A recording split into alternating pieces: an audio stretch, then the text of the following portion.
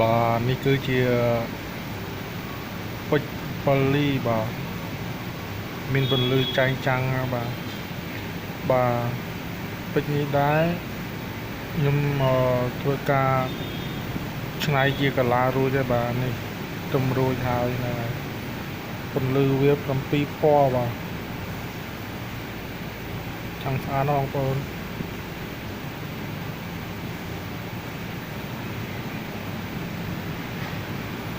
មានមុខវានេះគូត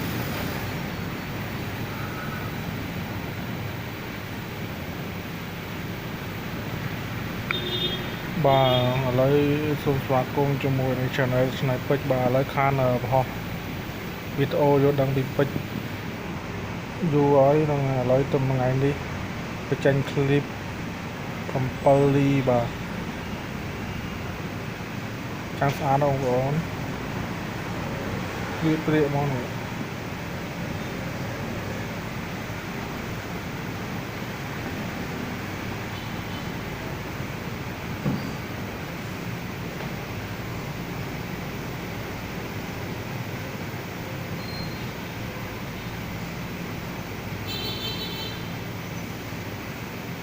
ចង់ខ្វក់ភ្នែក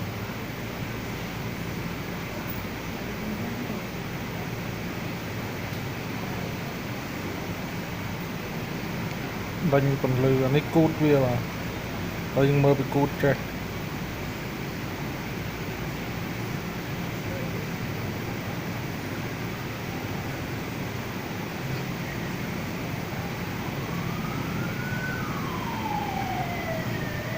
ចង់ស្អាតហ្នឹង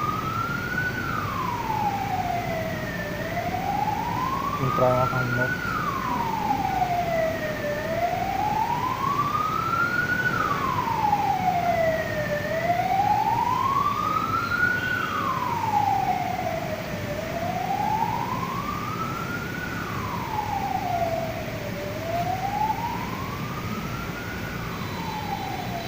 ពន្លឺភ្លឺចាស់ពិតប្រកបបាទធម្មជាតិ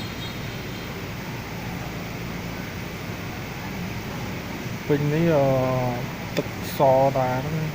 តម្លៃថ្លៃដែរហ្នឹងបាទមានបងប្អូនណាចង់ទិញពេជ្រដែល